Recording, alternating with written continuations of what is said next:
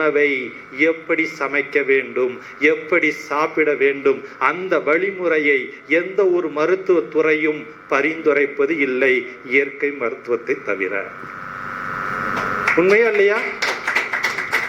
உணவு தான் மருந்து, ஆனால் அதை எப்படி தேர்ந்தெடுக்க வேண்டும்?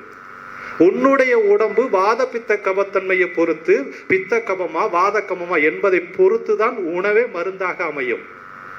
அப்போ முதல்ல நாம் தேர்ந்தெடுக்கக்கூடிய உணவு தான் நமக்கு பிரதான மருந்தாக அமைய வேண்டும் என்றால் எந்த உணவிற்கு நாம் முக்கியத்துவம் கொடுக்கப்பட வேண்டும்? எந்த உணவுக்கு கொடுக்கணும்? இயற்கை உணவுனா என்ன? எத்தனை பேர் சமைக்காம சாப்பிட்டுக்கிட்டு இருக்கீங்க? மீதி 2 வேளை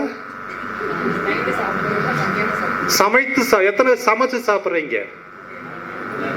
மனசை தொட்டு சொல்லுங்க, யாரெல்லாம் சமைத்து சாப்பிடுங்க.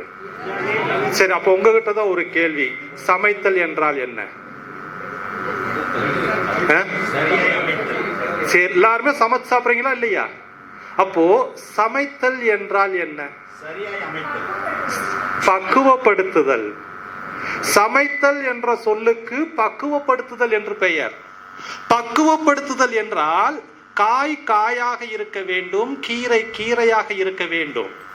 ஆனால் சமைத்ததுக்கு பின்பு இதனுடைய நிறம் மாறக்கூடாது. நறுக்கும் பொழுது எந்த வடிவத்தில் காய்கறிகள் இருந்ததோ சமைத்ததற்கு பின்பும் அதே வடிவத்தில் தான் இருக்க வேண்டும்.